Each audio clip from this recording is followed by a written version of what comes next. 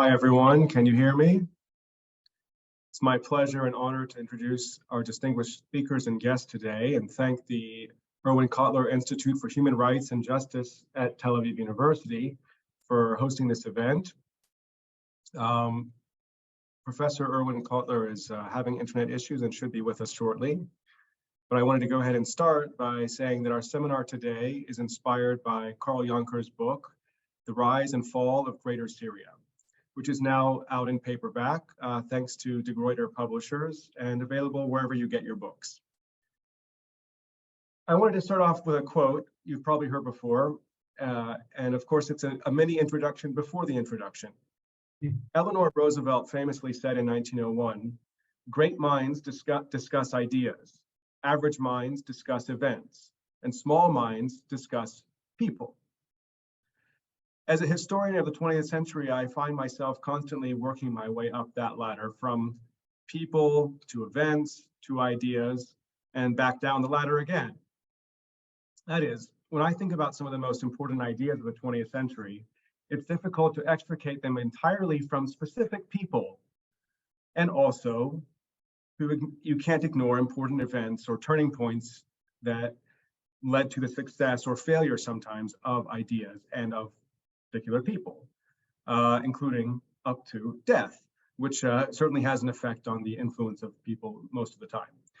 We might also want to include technological innovation as an event that impacts the direction of our world. And when you look at big ideas, for instance, like communism, you see that you can't really remove it from the people who articulated it and practiced it, whether it be Karl Marx or Lenin, Stalin, Mao Zedong. They had an impact on how the idea came to be so popular, so widespread. And of course, it might not have emerged at the same level with the same force and influence if it hadn't been for events like 2 world wars, an enemy such as the Nazi Reich, or the excesses of the colonial enterprise in various forms. And it might not have succeeded either if the Russians had not decided to seek industrial and technological parity with nations that were far more advanced than the Russian Empire was in 1917. So communism, you can see, is an idea that rose to great heights in the 20th century, and actually today has fallen somewhat from what it was at its height, for certain.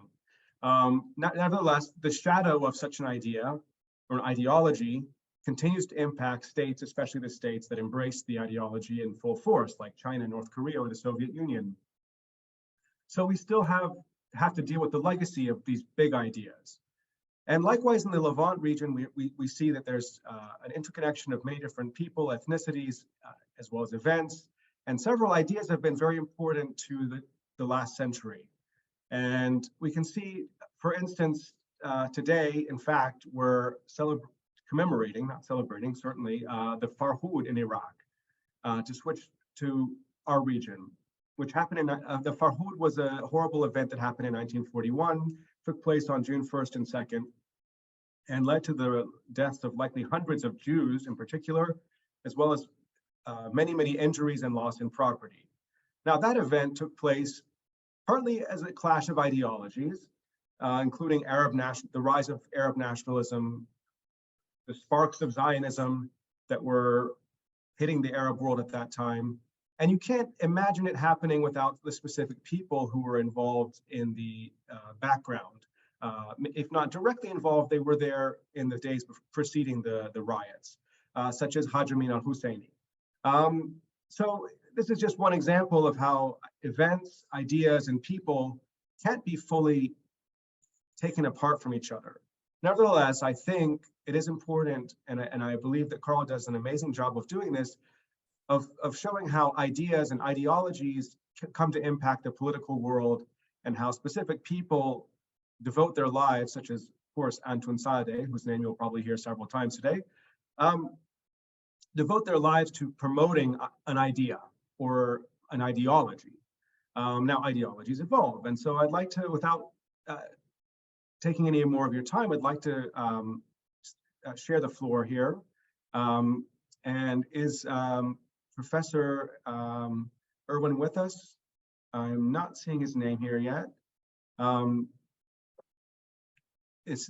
do you have any estimation on when he's going to be arriving, or should I? I don't. I think he's having some trouble, but maybe we'll just move on to the main session with starting with Ayal. Okay. Well, I would. What I'll do is I'll introduce since we're at the center of Erwin Kotler, I will introduce him. When he comes, he can say a few words, and then I'll introduce Professor Eyal Zisser, so he can go ahead and start with his topic of the rise and fall of ideologies in the Middle East. First of all, Professor Erwin Kotler, whose namesake we have the Center for Human Rights and Justice at Tel Aviv University. He serves as the international chair of the Raoul Wallenberg Center for Human Rights.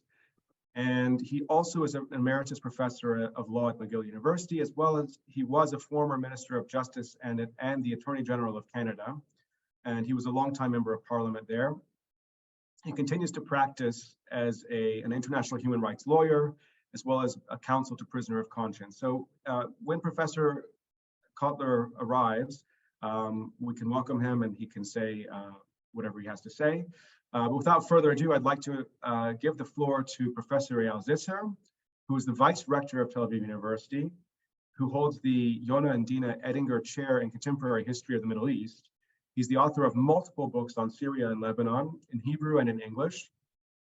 His most recent book, it was published in 2020, is Syria at War, The Rise and Fall of the Revolution in Syria, which, by the way, is another rise and fall issue we should consider very closely and take seriously. So Professor Eyal Zisser is going to speak for a few minutes. About each speaker, we have about 15 minutes to speak on the rise and fall of ideologies in the Middle East. So many thanks. Good evening or good afternoon, depends where you are.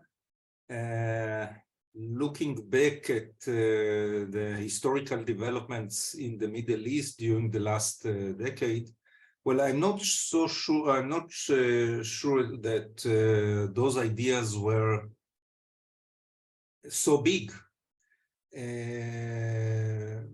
Nevertheless, the achievements we observe today, the publication of Karl magnificent book, is indeed a great achievement that look at one of a very interesting idea that was widespread and seemed to be very popular at the 40s and the 50s. And when we speak about the rise and fall and then rise again or make a comeback, well, nowadays we do see that those followers of these ideas made some interesting comeback in nowadays Syria, but this, I believe, is a topic for another panel or another lecture. Now, looking back at the Middle East, going back to the Middle East of the 40s and the 50s, I think that the picture was quite clear at the time. There was a clear center. The center of the Middle East was to be found in Cairo, Egypt. Egypt was the important, not only the important and the biggest Arab country, but the important country in the entire region, under the leadership of Gamal Abdel Nasser. And at that time, it seemed that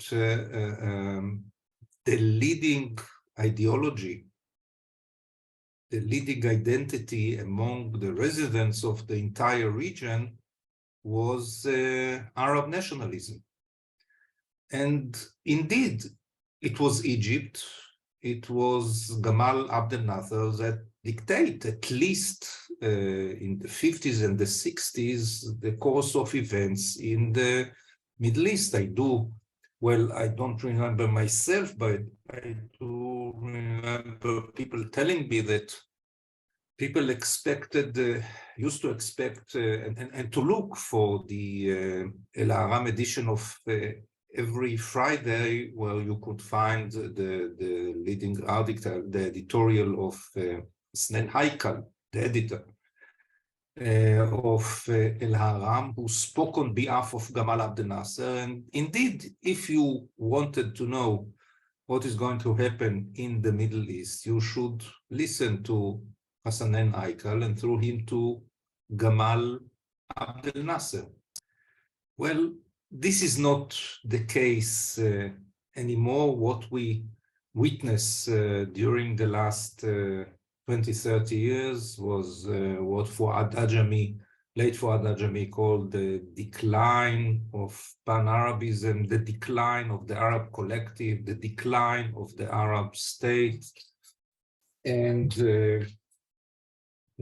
just a minute, that's what we saw, and clearly there is no vacuum. And what we witnessed as well was the rise to power of Iran, Turkey, and also Israel. So this is one important observation: the decline of the Arab collective, the decline of Pan-Arabism, the decline of the Arab world, the decline of Arab nationalism. But this is only part of the story, because going back to the 50s, at that time, 50s, 60s, 70s, there were the students in the departments of Middle Eastern history all around Israel, but I think all around the world, used to read as the main textbook a famous book, Middle East in World Affairs, written by George Lenchevsky. He himself, I think, is one of the founders of the Middle East, the modern Middle Eastern studies in the United States. He himself was a former Polish diplomat. He served as the Polish ambassador to Tehran during the Second World War, but decided not to go back to Poland under the Soviet occupation, but moved to the United States. Now, his book is very interesting because there is almost no reference to Islam. As if Islam, political Islam, but Islam as an identity, as a leading power in the life of the individual and of the community, lost its importance. And indeed, if we look at the Middle East in those days, clearly Turkey under the, well, it was not anymore Kemal Atatürk, but those leaders who were his followers. If we look at Iran, the white revolution led by the Shah, but also Egypt, I mean, Arab nationalism was a secular concept. I mean, when we speak about Arab nationalism and we speak about even Syrian nationalism, as was suggested by Antoun Saadeh, these were secular ideas. And even in Israel, when we look at Israel in the 50s, David Ben-Gurion and Zionism, these were entirely secular national ideas. Well, as we all know, this is not the case anymore. And we are speaking not only on the decline of nationalism, but more precisely the decline of secularism, or maybe enlightenment. I think when I need to put my finger, the decline or the defeat of the ideas of modernism, Westernism, and enlightenment in the Middle East.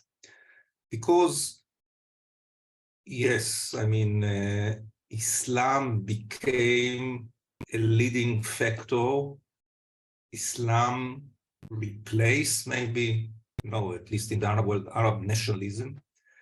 But I wonder if this is really the case, because first of all, Islam was always there, even when we tend to ignore it. And second thing, well, Islam nowadays is not entirely disconnected from, well, nationalism, but not in the Western sense, but maybe in the Ibn Khaldun sense of Asabiya. And here I'll come to the Middle East of today, and let us look at Turkey. I mean, when we look at the latest presidential elections, I mean, the second round took place only this Sunday. Well, first, yes, I mean, 48%, this is a significant portion of the Turkish population, 48% voted against Erdogan. There is no doubt that, well, there is still 48%. This is a significant portion of the Turkish population, and still, what matters is that he won. Now he won on behalf, well, not only Islam, because if we look at his messages, at his propaganda campaign, what we clearly see was a very hardline nationalist line. It was not only the victory of Erdogan, the Islamist. It was not only the victory of Erdogan, the Sultan, the Ottoman Sultan. It was also, to a certain degree, the victory of hardliner nationalists who, for example, used the Syrian card, the question of the Syrian refugees, the question of Turkey vis-a-vis the West, and even its Arab neighbors. So what we see is that nationalism was not entirely disappeared from our region, not in Egypt, not in Turkey, not in Iran, clearly not in Iran, where the regime is coming back to Iranian national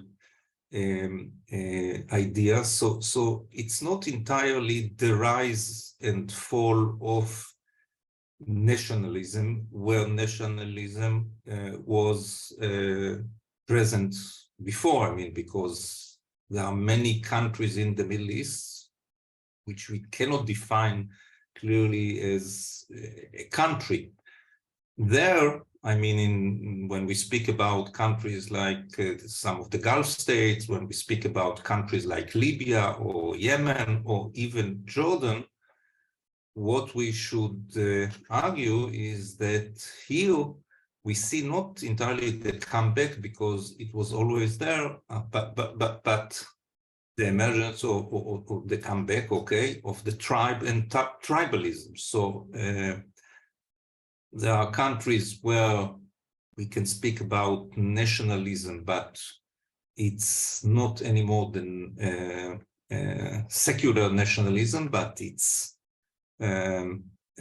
clearly nationalism or Asabiya covered with Islamic colors. And there are those countries in the Middle East who were always tribal, are still tribal. And here the idea, well, and it's clearly not a big idea, but the issue here is that tribalism and the tribe made a magnificent comeback, and we cannot ignore the role tribes are playing Syria, Iraq, but clearly in many of those Arab countries. So summing up, when we look at the Middle East, indeed, big ideas, rise and fall of some of these big ideas, but what I would like to emphasize is not, I think, the idea of nationalism or it's the Enlightenment, it's modernism, it's Westernism that totally failed, and their failure led to what we see nowadays in the Middle East. Thank you. Thank you so much, Eyal. That's a lot of food for thought, a lot of insights into the big picture and the current changes we're seeing. I think it looks like we're not going to be hosting Professor Kotler at the moment, so we're going to go ahead and move along to our next speaker. And I'd like to perhaps reserve a bit of time at the end if anyone has specific questions they want to ask to our panelists. But for now, we're going to move on with the speakers. And then at the end, again, if you have a burning question that you'd like to ask one of our panelists, feel free to message me and or raise, put your hand up on your Zoom, and we'll try and get to you there. So our next speaker is Professor Frank Salome, and great friend and colleague I've had the pleasure to know for a while. And he's the professor of Middle East Studies and the chair of Eastern Slavic and German Studies at Boston College, as well as the editor-in-chief, newly, if I might say, congratulations, of the Journal of Middle East and Africa. His fields of specialization include minorities in the Middle East, contemporary Middle East history, history of ideas and political thought, and in particular, the literary, linguistic, cultural, and intellectual traditions of the states of the Levant. And all of that is 100% true. He's an expert in each and every one of these subjects. So I can attest to that, and his prolific output has been very, very important to my own career. So his most recent book, in fact, is on Lebanon's Jewish community, Fragments of Lives Arrested. And he's going to speak now about the fate of liberalism in Lebanon.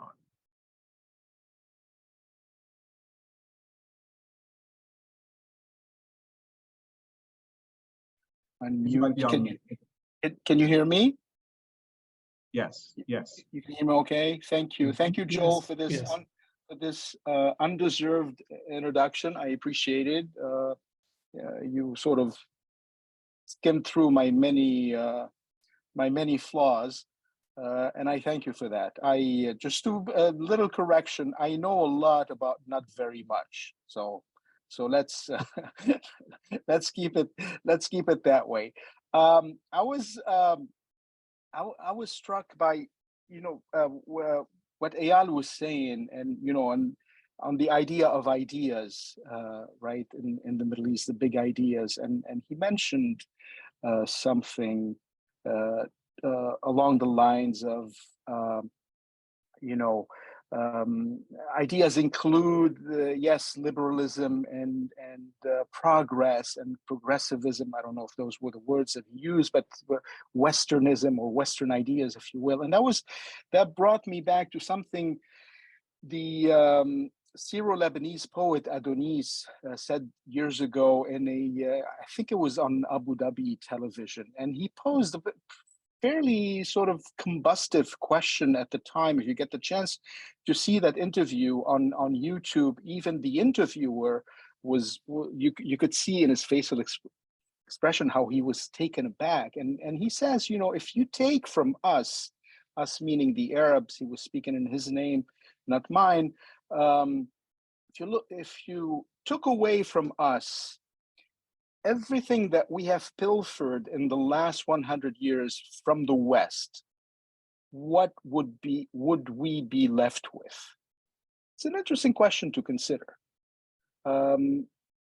what would the Middle East, what would the Arab world, what would the Muslim world be left with if everything that it borrowed from the West in the last 100 years was taken away?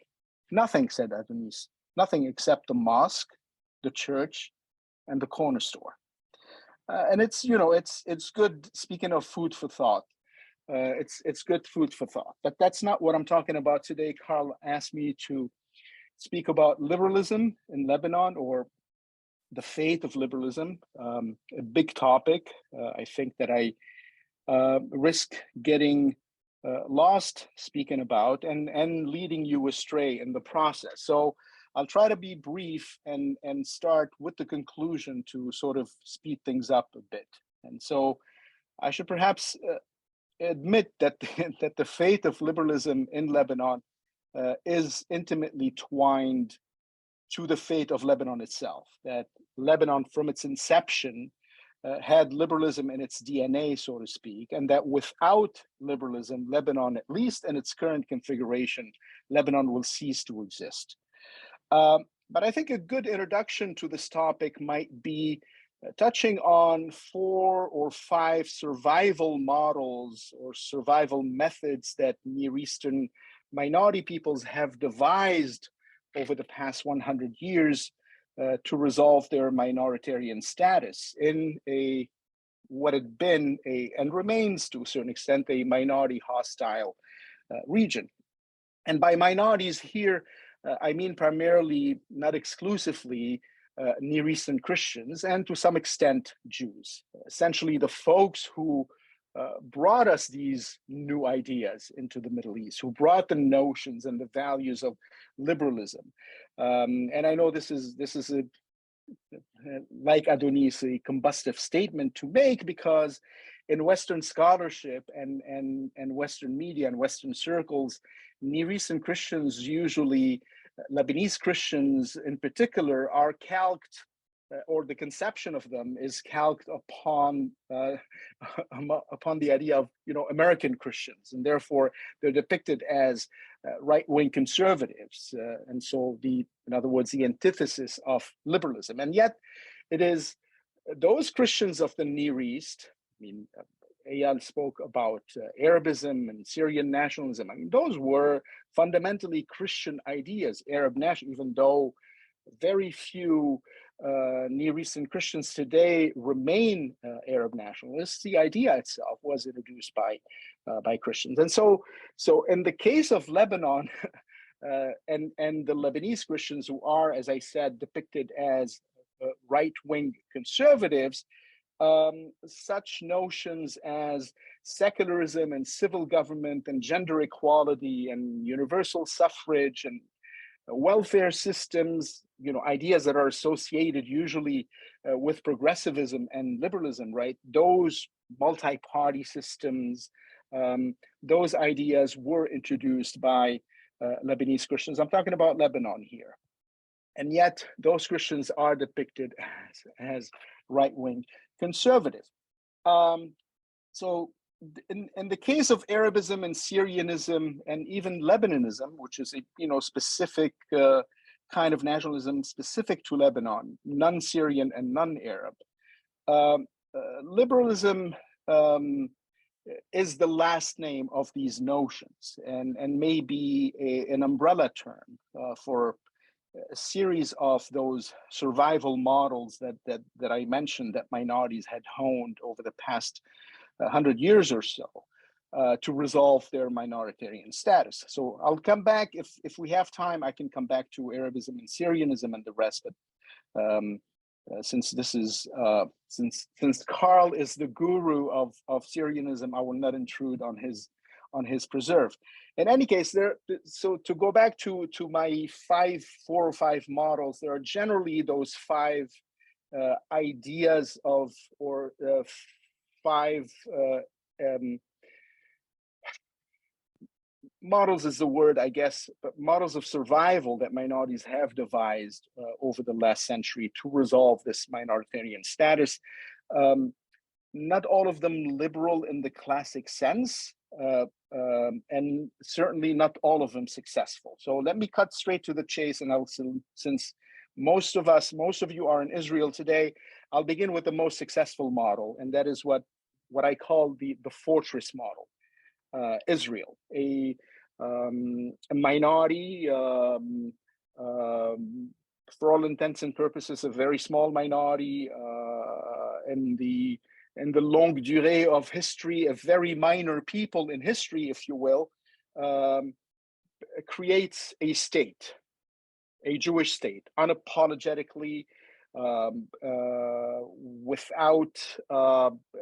without plays on words, as the Lebanese model would do later on, would create a sovereign state, a minority state, capable of taking care of itself. That's the fortress model of minorities solving their minoritarian problem. The second, and I would say the least successful model, is that of the Copts of Egypt, which I call the Dhimmi model, a community that has, for all intents and purposes, lost its cultural and political relevance and living on sufferance as a dependency, as a dependent people, as a chattel of the Arab Muslim ethnos. So that's the Dhimmi model. The third model, which I term the Janissary model, or the Janissary model, which could fall under the liberal umbrella, at least in its initial iterations, is that of the Greek Orthodox Christian community, and that's Arabism of, Michel Aflaq, Konstantin Zurek. Most of the big thinkers of this idea were Greek Orthodox Christians. So they invented this notion, this theology, if you will, of Arab nationalism, and Syrianism is also I don't know, maybe Carl will correct me on this, but Syrianism is essentially a precursor of Arabism. But anyway, this Arabism of the Christians was a protective device, if you will, an armor against, an antidote, if you will, to the dhimmitude that or the Dhimmi model of the Copts of Egypt. The fourth model, which I term the taqiyya, or the simulation model, is that of the Alawites of Syria, a tiny, heterodox, historically despised community which co-opted the Arabism of the Sunnis now, because Arabism, after sort of the Christians that invented it kind of lost their footings.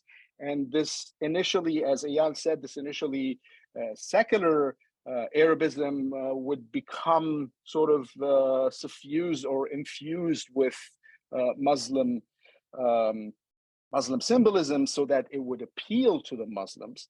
So this Arabism would become dominated by Sunni Muslims, if you will, Iraq, for instance. So the Alawites of Syria co-opted, if you will, that Arabism, waved the flag of Arabism, became the beating heart of Arabism, but kept the Alawite community as the lodestar, often to the detriment of Arab nationalism and Arab nationalist causes. And finally, the fifth and last model, a liberal, I would say, a liberal archetype, so liberal that it became a basket case, if you will, and that is the Lebanese model, the merchant republic model, a most extreme, if you will, expression of liberalism, bordering almost on chaos and nihilism. So, in brief, rather than building a fortress, a national home for Near Eastern Christians, the Christians of Lebanon opted for this entente cordiale, if you will. Not Arab nationalism, not Dhimmis, but not Christian nationalists at the same time. So essentially having their cake and wanting to eat it too. So out of this merchant republic or basket case model, they built a Levantine confederation of minorities where they would rule as first among equals, alongside Muslims. They would keep the specter of Arab nationalism and Islam at bay, but still act as the Arabs' conduits and intermediaries and bridges to the West, the Arabs' commercial hub at one time, their amusement park, their ATM. And so from this basket case of liberalism emerged the idea of Lebanon as a meeting ground or a marketplace of religions and identities and cultures, valorizing coexistence and diversity, etc. And so in this liberal approach to politics, to history, to identity, to culture, wanting to be one and everyone for everyone, Lebanon ended up losing itself. Early 20th, speaking in terms of ideas and peoples, I want to devolve into people for a couple of seconds and speak about an early 20th century Lebanese intellectual and journalist, George Nakash. He famously wrote in a critique of this Lebanese model. He wrote an editorial in 1949, which cost him a prison sentence and the closure of his newspaper for a while. L'Orient famously wrote that two negations do not add up to being a nation. And he summed up, in a sense, in this article, Lebanon's quandary and its experimentation with liberalism, a liberalism gone awry. So basically, a spoke of liberalism, if you will, that is coexistence, that is this dialogue of cultures, etc., is not, his prognosis was that this would lead to the dissolution of Lebanon. So essentially, Nakash in this declaration or in this prognosis was criticizing what is known as the National Pact in Lebanon. So this gentleman's agreement between Lebanese Christians and Lebanese Muslims on the distribution of powers in Lebanon, on sharing political office from the president down to the smallest functionary. This division of power sharing was divided along ratios of Muslims to Christians. What is more important, or at least to my sense, more important about the National Pact was that it defined Lebanon. And again, this idea of liberalism and marketplace and mercantilism, if you will, defined Lebanon's identity, since that was the main point of disagreement between Muslims and Christians in Lebanon. The National Pact defined Lebanon as an independent sovereign state with an Arab face. So that kept things at bay, kept the Arabists at bay, and kept the Lebanese nationalists or the Christians at bay, and gave birth to such slogans that Eyal and Joel know quite well. Lebanese slogans such as "No East and No West," "No Victor, No Vanquished," and the famous one from Pierre Jmeil, "Lebanon's strength is in its weakness," meaning that it was a turn of phrase essentially to say that Lebanon should remain neutral, should stay aloof of the Arab-Israeli problem. So Lebanon's strength and its weakness meant that Lebanon would not maintain a strong standing army and therefore would not participate in local squibbles. Even, of all people, Kamal Jumblat, a former chieftain of the Druze community in Lebanon, who's not necessarily enamored with, at least from our view of him today, he's not necessarily enamored of the idea of Lebanon. In the late 1940s, he would famously define Lebanon as a conflation of geographic and missionizing features, which, and this is a quote, "given its position on the shores of the Mediterranean, has the task of intercepting before anyone else the life ripples of the Mediterranean, of Europe, and of the universe, recasting and retransmitting them to the nations of the hinterland, those realms of sands and mosques and sun," end quote. Such as he concludes by saying, this is this is an element of an eternal truth. But this Lebanon, this sort of capacious, meeting grounds of peoples and places and ideas and so forth. And that is what Nakash was summing up and critiquing in his Deux négations ne font pas une nation. Two negations do not amount to a nation.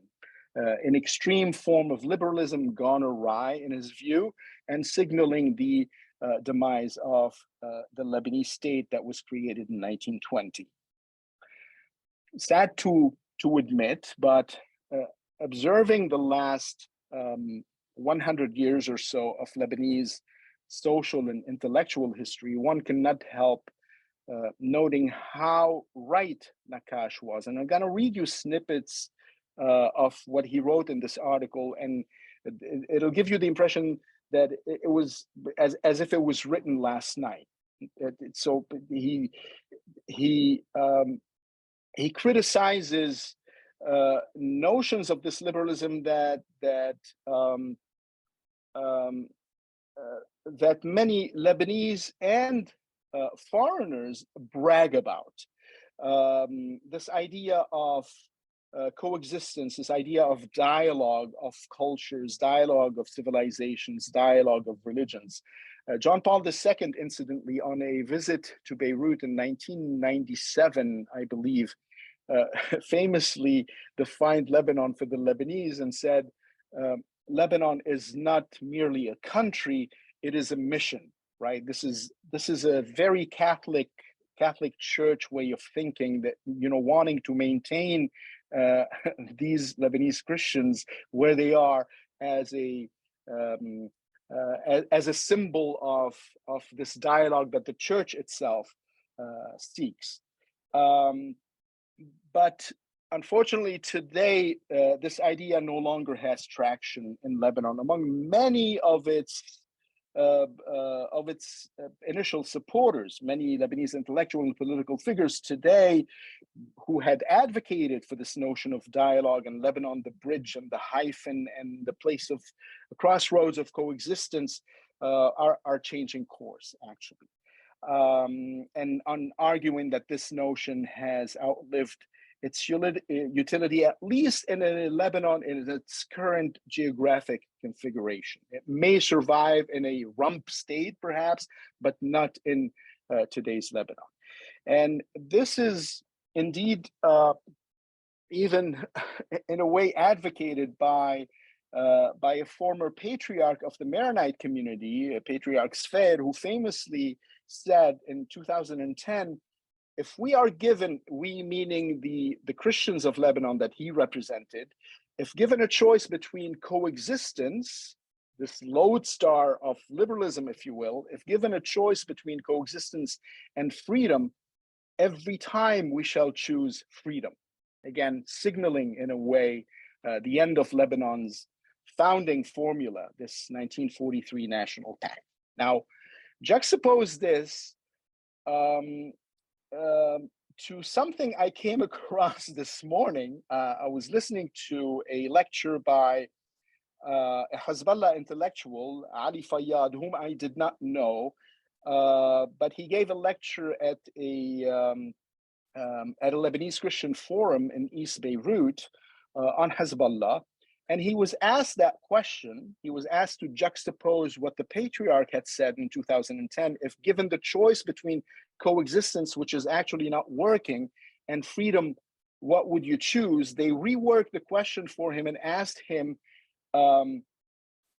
if, let's see if I can find it. Yeah, if given, if given the choice, you as a Hezbollah representative, and this guy is an academic, by the way, he's not a militiaman, but he's a sort of the intellectual of Hezbollah.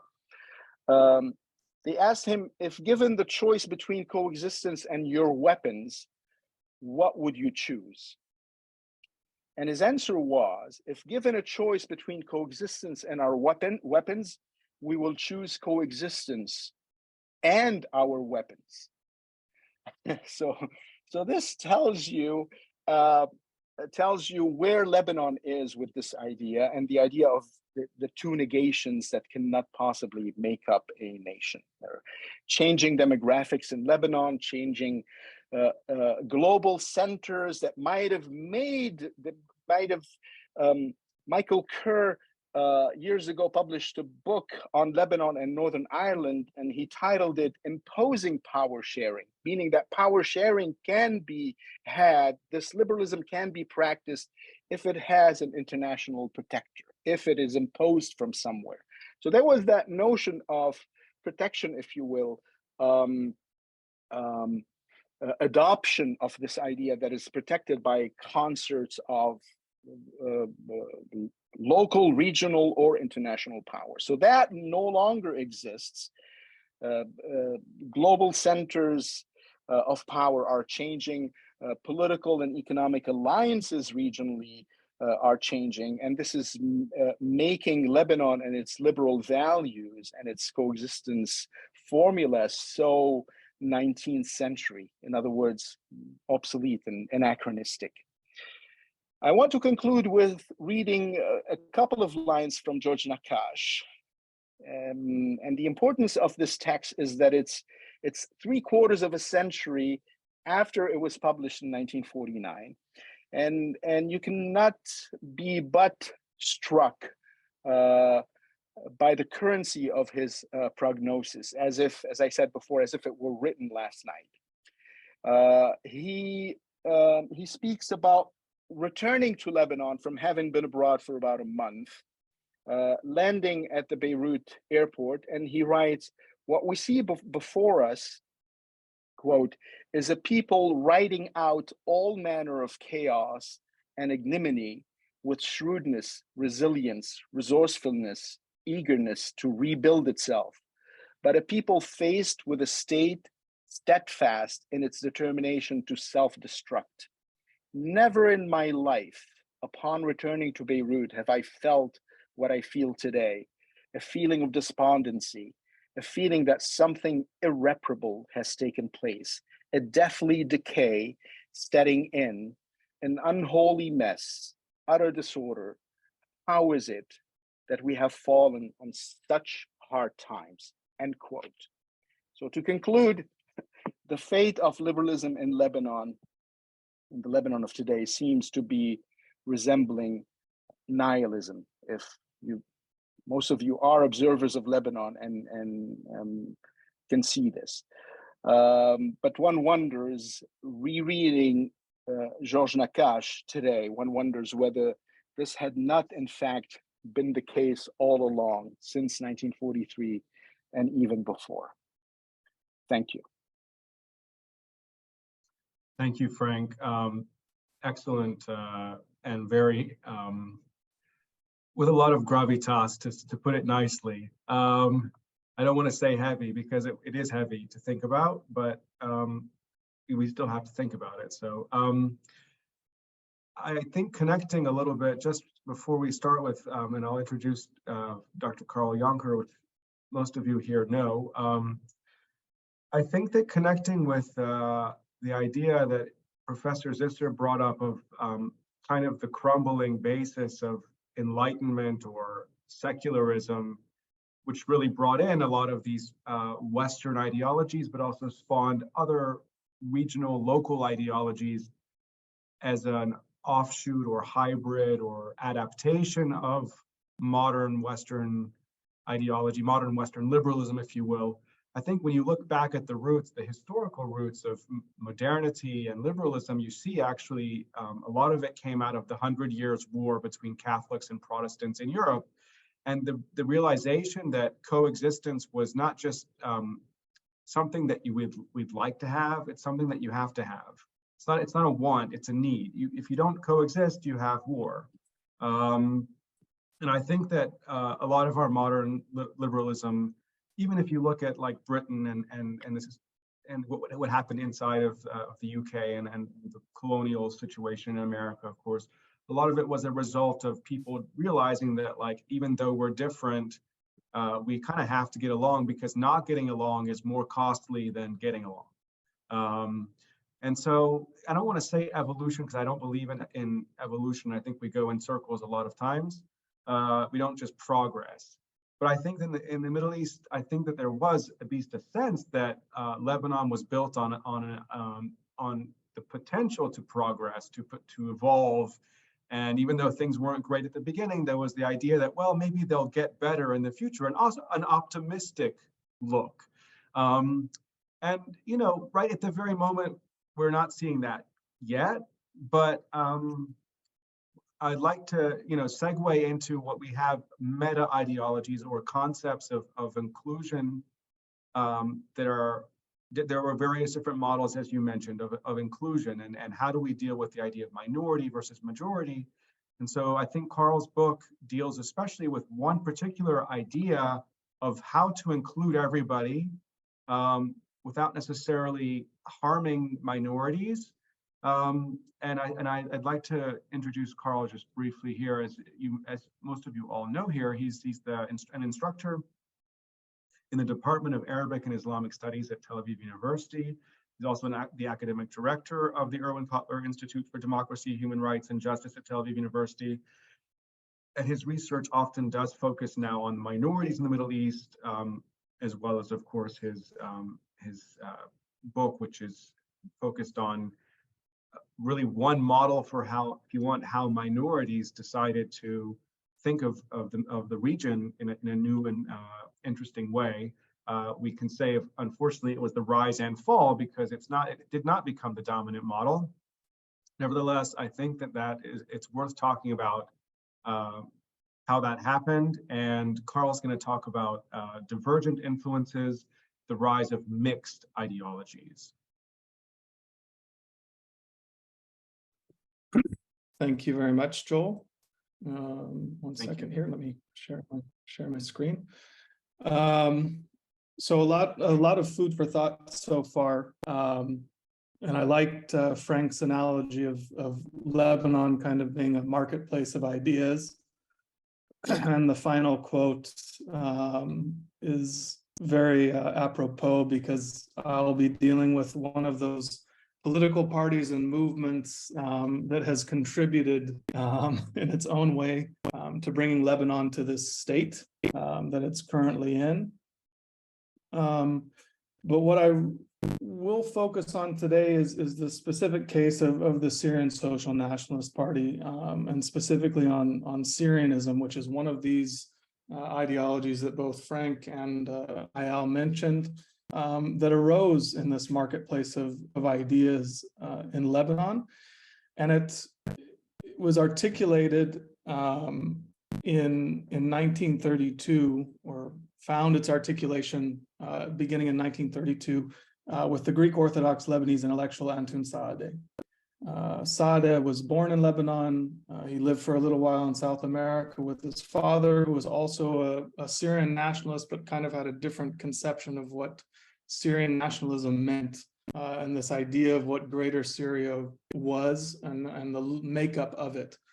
But Saadeh, when he returned to Lebanon from South America in 1930, 2 years later, he established a political movement, a secret political movement called the Syrian National Party. And the core of this party's ideology was 8 basic principles that defined the Syrian nation and its homeland. The whole point was to unite the people that lived in a specific geographic area and extend that people's sovereignty over that area. Now, that map that I had at the beginning of the slide is what he considered to be Greater Syria, which would be the modern day countries of Iraq, Syria, Lebanon, Israel, Jordan, parts of the Sinai Peninsula, and even Cyprus, the island of Cyprus. This was Saadeh's connection of Syria. And his belief was that every ethnic group, religious group that lived in this geographic territory, except for the Jews, constituted the Syrian nation, or were members of this Syrian nation. In addition to these core 8 basic principles, the party promulgated 5 reform principles. And the cornerstones of these 5 reform principles were eliminating sectarianism and separation of religion and state. the SSNP was a secular party. And as Ayal mentioned, that what we've really talked about is a decline of this modernity, or a decline of the appeal of secularism over time. And what Saada and the SSNP articulated was a vision of a secular non-Arab Syrian nation that was ethnically and geographically distinct in the region. This region, the Syrian nation, was part of the Arab world in that it lived in the region, and it had a mission to that Arab world, but this was a political relationship, not a national relationship. There's no national shared identity. Now, Saada himself was very rigid in his thinking, and he was an ideologue. And the way that he formulated Syrian nationalism for the party differed significantly from formulations of other Syrian nationalists. There were other Syrian nationalists, but they had a different conception of Syria and what it meant and its geographic borders, give or take. But Saada set up Syrian nationalism in opposition to the other main kind of ideologies that were percolating and developing at the time, which Frank and Ayal both mentioned: Lebanism or Lebanese nationalism, Arab nationalism, and communism. And it's really important to understand that for Saada, these were opponents. There was no merging of ideas. He rejected completely and utterly the idea of Lebanese nationalism and Arab nationalism. He believed that both of them were founded on religious ideas, and he said that a nationalist ideology can't be formed on the basis of religion. So in the case of Lebanese nationalism, some sort of Christian identity, and in the case of Arab nationalism, on Islam. And then with communism, he was a firm rejecter of communism as a foreign ideology, and rejected its economic outlook. And these were other movements and other ideas that had significant followings in Lebanon and in Syria. And so the SSNP's ideology and Syrian nationalism emerged within this marketplace and this competition of marketplace of ideas to try to gain followers, to try to gain standing political influence and whatnot. Now, the history of the SSNP itself, and the main point of my talk is to talk about kind of why the party itself failed to fulfill its ambition and its objective. Its objective was to unite all of this territory under one political rule and to unite the Syrian people or the Syrian nation.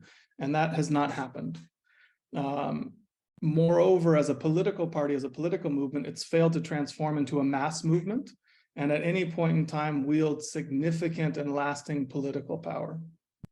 Now, the reasons for this failure are many, but first and foremost, it lies in the party's rigid ideological outlook and its desire to completely replace the existing socio and political structures of the societies in which it operated.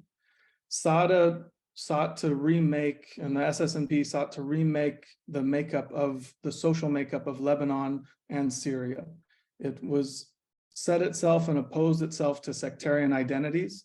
It set itself against tribalist identities. It set itself against religion to a certain extent, and it set itself against the old ruling class. And so everything that existed and was being developed, it set itself in opposition to. Now, Saada, as a Greek Orthodox, one of his objectives was to, again, like some of these other movements, was to provide an answer for minorities, a Christian minority in particular, to give them an identity that would break free or break out of a more narrow kind of sectarian identity.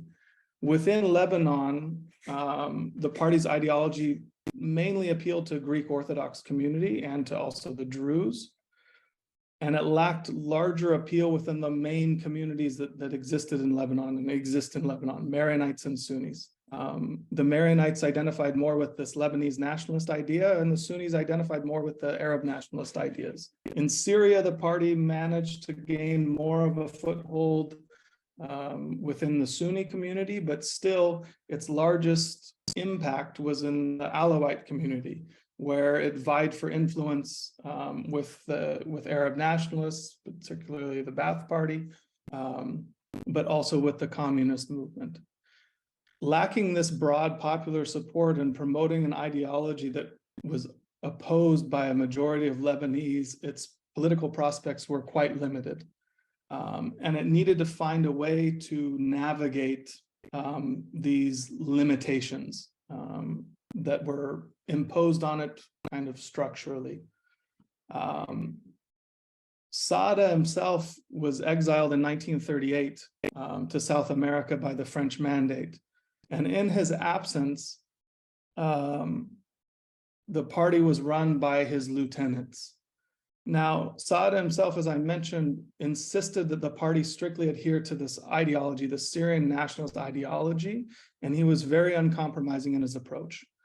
However, there was within the party, especially those who came to lead the party while Saada was abroad, who advocated a more pragmatic and accommodationist approach in terms of ideology and political engagement with the Lebanese and Syrian states. And this struggle within the SSNP and many ideological movements or nationalist movements between pragmatists and ideologues really defined the SSNP's history, defines the SSNP's history. Now, the disagreements that have taken place within this kind of debate between pragmatists and ideologues has taken various shapes and forms, but it sits at the core of the divisions that have fractured and continue to fracture the party.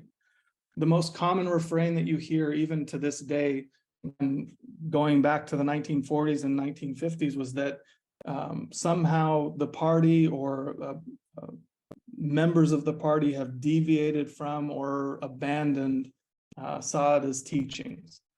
Now, when you look at the party today, in fact, there are at least 4 organizations with the same name that all claim to represent the true party of Saada. And within those movements are internal reform movements that are all trying to say the same thing. It's a mess. So how did we get to the present mess in general? What emerged in the 1940s when Saada's absence was a pragmatic school that came to be defined as kind of the Lebanon school. Now, the 1940s and 1950s, as Ayal mentioned in his talk, was when the SSNP was arguably at the height of its influence. And the party itself tried to make ideological compromises to secure political gain and public acceptance. Now, this mostly came about after 1943, when after the National Pact and Lebanon's independence. And the party at that point in time was not legal. But a Lebanese politician, Camille Chamoun, who would eventually become the president in the 1950s, early 1950s, wanted the party's support, political support, in 1944. And so he negotiated with the party to bring them, to legalize them and to gain their support. But in order to do this, the party had to give up something. And the leaders of the party at that time decided that the way to do this and the way to make themselves acceptable to Lebanese, because it rejected the very idea of a Lebanon itself, was to downplay the party's Syrian nationalist convictions. So it removed the word Syrian from its name, and it became known as the Nationalist Party or the National Party. It also emphasized its reform principles, the secularism, the separation of church and state, removing the clergy from religious authorities from interfering with state affairs, and it pushed aside its Syrianism. This made it palatable and made it acceptable for it to be legalized, although Many of its opponents, namely the communists, were not very happy, and other Lebanese nationalists were not very happy about this. And they thought, this is just kind of a bait and switch, so to speak. And to a certain degree, they were right. But this method of downplaying the coreness of their ideology, the Syrian nationalist idea, would repeat itself throughout its history. And in the 1950s, it happens. It downplayed its antagonism towards the Lebanese state and Lebanon. It even joined in 1958 with its bitter rivals, Lebanese nationalist Kataib Party, to fight against kind of a UAR-inspired Arab nationalist revolt, if you will, in Lebanon in the first Lebanese civil war. But this method repeats itself throughout its history. And today, I would argue that not only has the SSNP become mainly a Lebanese party, it's done so, an establishment party, it's done so by playing down its Syrianness. So in the end, starting as early as the 1940s and the back and forth within the party, it has lost and done away with, or at least downplayed, the main reason of its existence, which is this idea of a greater Syria and uniting the Syrian nation. And it did so in the name of practicality. Now, there were within the party, and there are factions within the party that still don't agree with this kind of political turn, but they are in the minority. The majority of the party that exists has made its involvement in politics the most important ideal, and that has led to kind of ideological downplaying, mixing, minimizing, and whatnot. The second most important change that took place with regard to the SSNP happened in the late 1960s. And this was a complete ideological reorientation. He tried to be as clear as possible and rigid as possible in his ideology. His followers, especially a gentleman by the name of Inam Ra'ad, who became the president of the party in the 70s and led the party in the 70s and 80s. He viewed Saada, there's one quote from Saada that basically said, that the ideology should live for you, not you for the ideology. And Ra'ad took this and broadened it and made it his own, so to speak. And he used it to really implement significant changes within the party and change and alter its political and ideological orientation. This occurred specifically in 1969, 2 years after the Six-Day War and the Arab defeat in the Six-Day War, at a party conference at the Melkart Hotel in Beirut. This was 8 years after the SSNP had launched a failed coup, a failed attempt to overthrow the Lebanese government on New Year's Eve in 1961, and really signifies the party's shift away from what can be classified as a rightist or more conservative or rightist party that had relations and was somewhat more sympathetic to the West, to a shift to the left. It redefined the party's conceptions of Arabism, of socialism, and leftism. And while it had always been opposed to Zionism and imperialism and colonialism, it framed these now, excuse me, in leftist and the global leftist narrative and progressive terms. And as a result, the SSNP then aligned itself with movements and states that previously it had opposed and fought, namely Arab nationalists, the communists, and also the Palestinian Liberation Organization. And here too, you saw the adoption more of this leftist progressive rhetoric and framing of the party's ideology. It downplayed its Arabism, and it downplayed its antagonism to Arabism, into Arab nationalism, and tried to frame its Syrian unity, when it did talk about it, as a stepping stone to broader Arab cooperation and Arab unity. To conclude,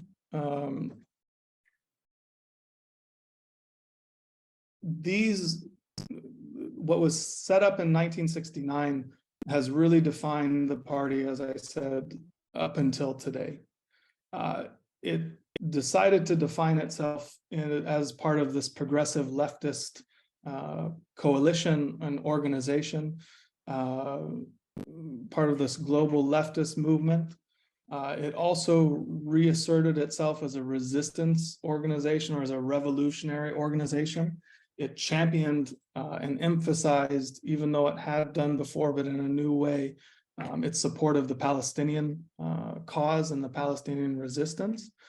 And basically from 1990 up until today, you see this realignment manifested in its support and alignment with, say, the Syrian regime and the Ba'ath Party, with Hezbollah, with Amal, with other Lebanese leftist organizations that are part of this resistance front. But the party itself today is mired in deep internal crisis. It's factionalized, it's divided, like I said, into 4 separate organizations. Several years ago, a party intellectual suggested that the SSNP stood at the edge of the abyss. Its membership has dwindled, it's lacking appeal to a younger generation, and there's a lot of ideological infighting. I think there's been probably about a dozen books that have been published in the last 3 years that have all dealt with the ideological aspects of the SSNP and its development. And basically it's trading accusations back and forth, like I said, of who is adhering to Saada's ideas and leading from them.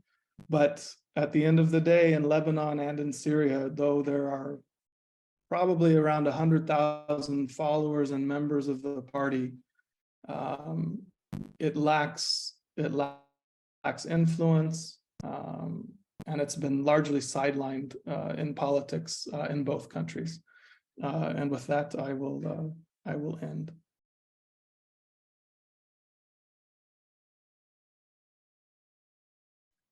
Thank you, Carl. Excellent. One thing that I didn't hear you say, which maybe slipped through the cracks, was the idea that, and I see your hand, Frank, was the idea that they've basically in the last decade, when many people in Syria, not many, but a certain percentage of the population in Syria revolted against Bashar al-Assad and his rule, the SSNP remains steady and a constant supporter of Bashar al-Assad and his regime, and maybe even his personality, which I think to me sheds some light on the nature of the group that sees Bashar al-Assad as a strong man, as a secular leader, as someone who essentially supports minority rights. And while he might not necessarily support Greater Syria or Syrian nationalism per se, perhaps I would almost offer controversially or argue that Bashar al-Assad represents the closest thing to an ideal persona that the SSNP has today. And maybe you disagree with that.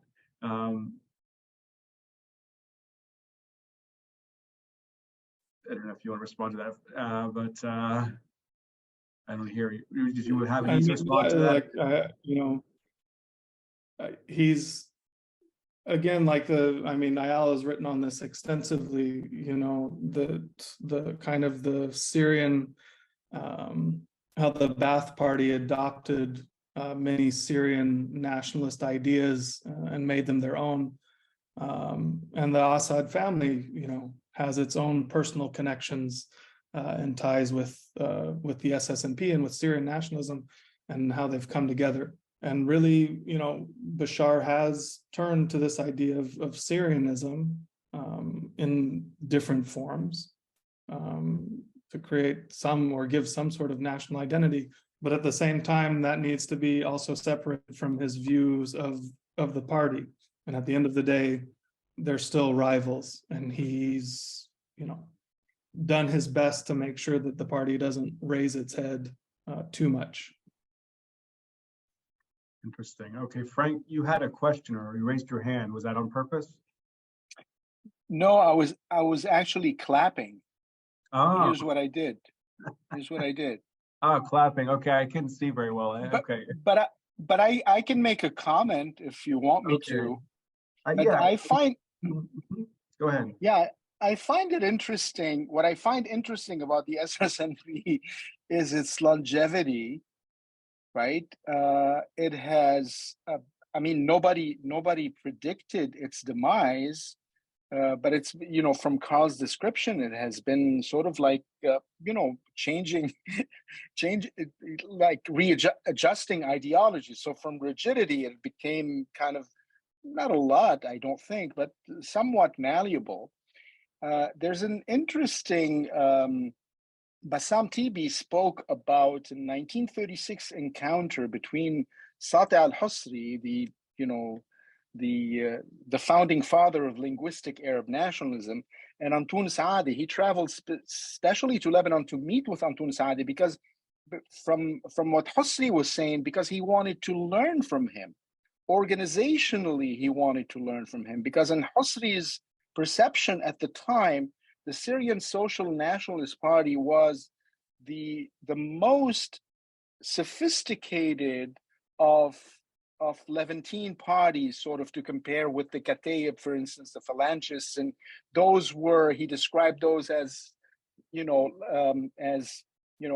ethnic parties with ideological names, right? Whereas the Syrian Social Nationalist Party was an ideological party from Hosni's description. So he thought there was much that Arab nationalists could learn from the Syrian nationalists. But he was shocked by, and again, this is Tibi's description, he was shocked by Saadi's intransigence when it came to Arab nationalism. He completely and utterly rejected the notion that the Syrian people are Arab people.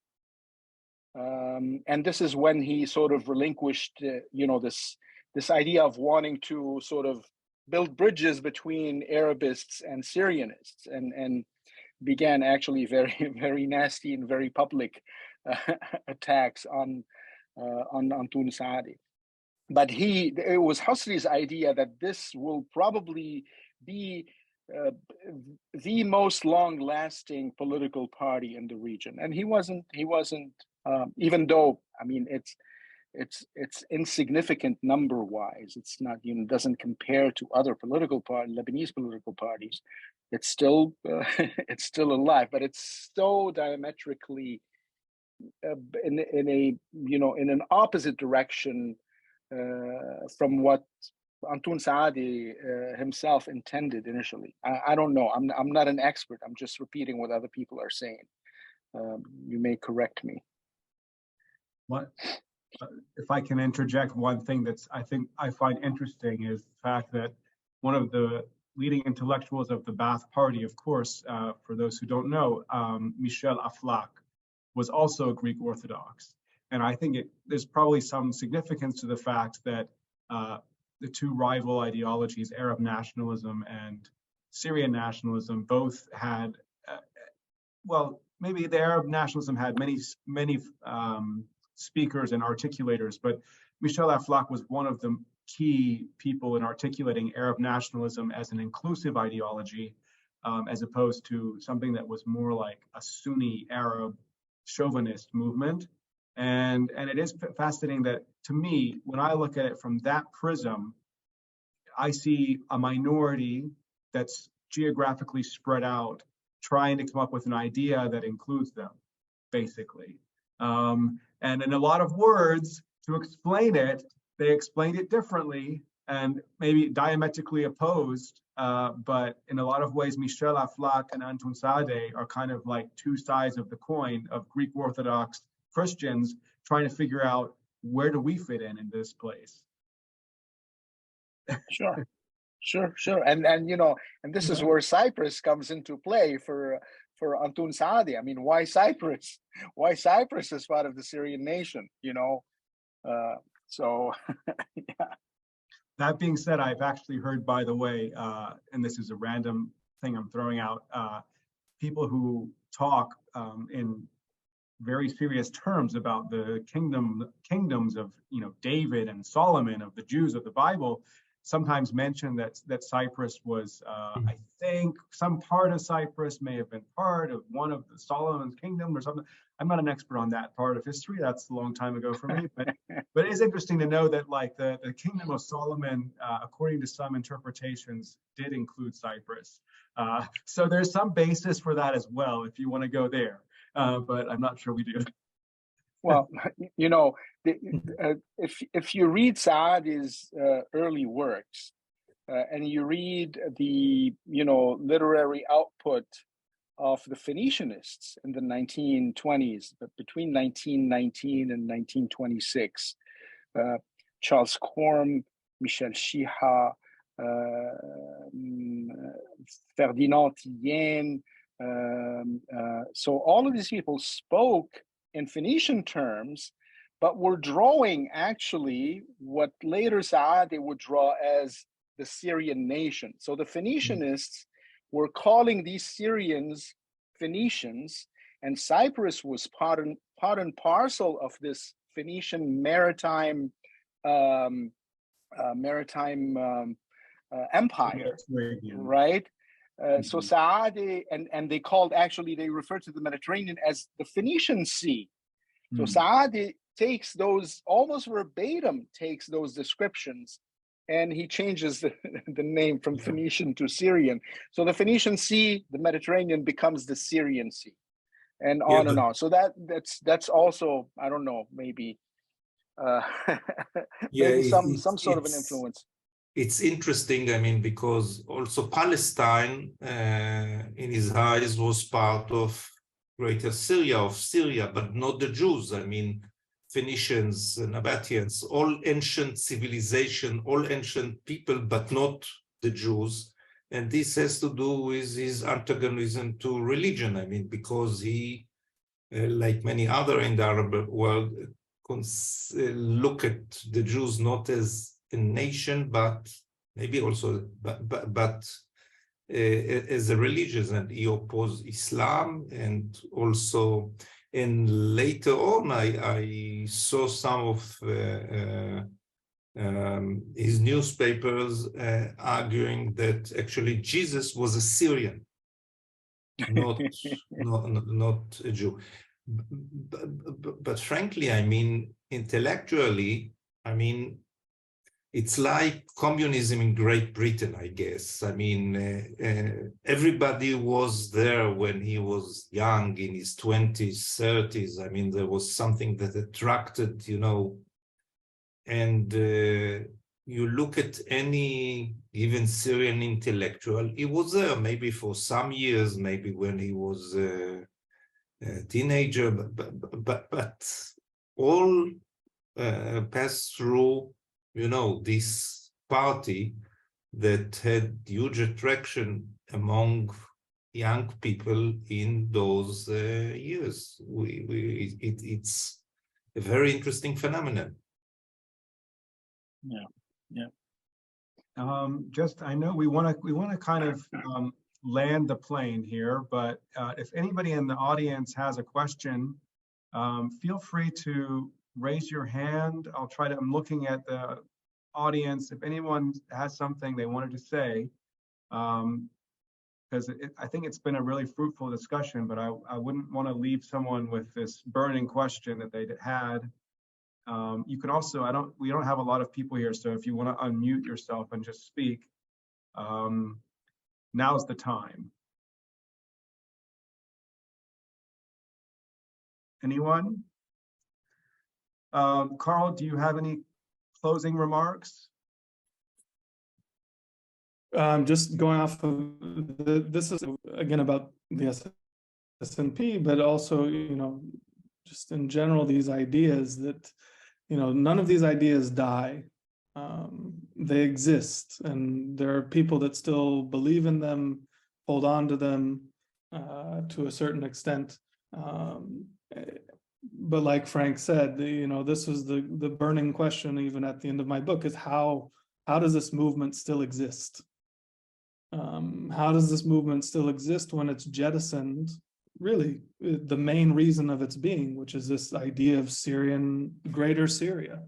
It's at some point you can't keep paying lip service to something because it's no longer part of your identity.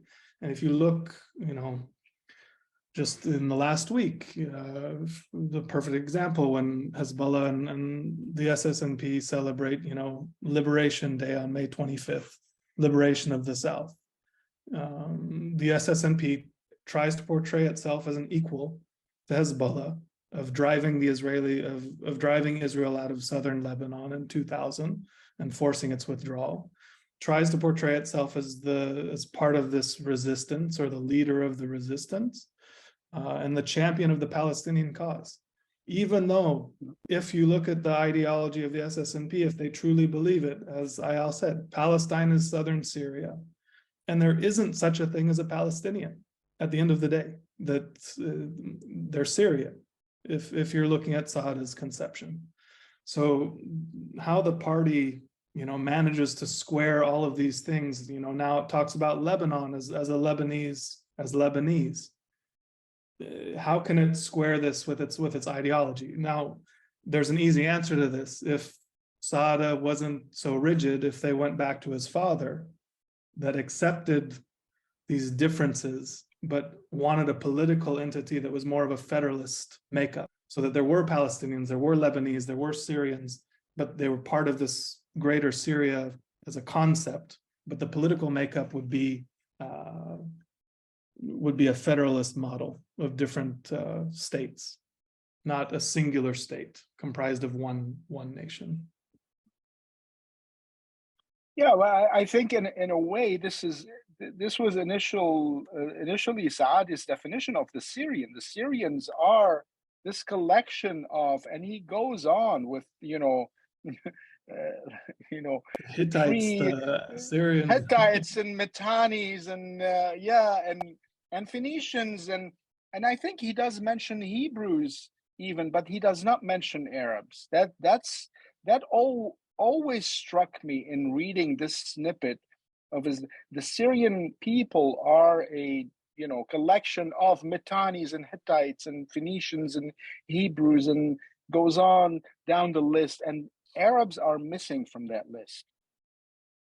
I find that to be quite bizarre too, because even the most minimalist interpretation of who the Arabs are would say that the term Arab did exist and did refer perhaps mainly to Bedouin populations, but still refer to a concrete group of people. And the language Arabic was always attributed to this, core group of tribes. And I mean, even pretty, again, people who are not flattering to the Arab nationalist side would not say that there were no Arabs, or that Arabism wasn't like a concept that even far pre-existed Arab nationalism. But that's maybe a different discussion. And I'd like to try and let everyone move on to their lunch or their dinner. And I really appreciate the participation of Professor Zissa, Professor Salome, and of course, Dr. Yonker here. It's great to talk about your book, and great to talk about the themes that emerge that give us food for thought. And thank you all for participating. Thank you. Just thanks to everybody, and I appreciate your time. Thank you all. Thank you for inviting me. It was great seeing you and listening to you and learning from you. And I hope we see each other soon, for real. Yes. Okay. Thank you. Yes. Bye. Cheers. Bye-bye. Shabbat Bye. shalom. Shabbat shalom.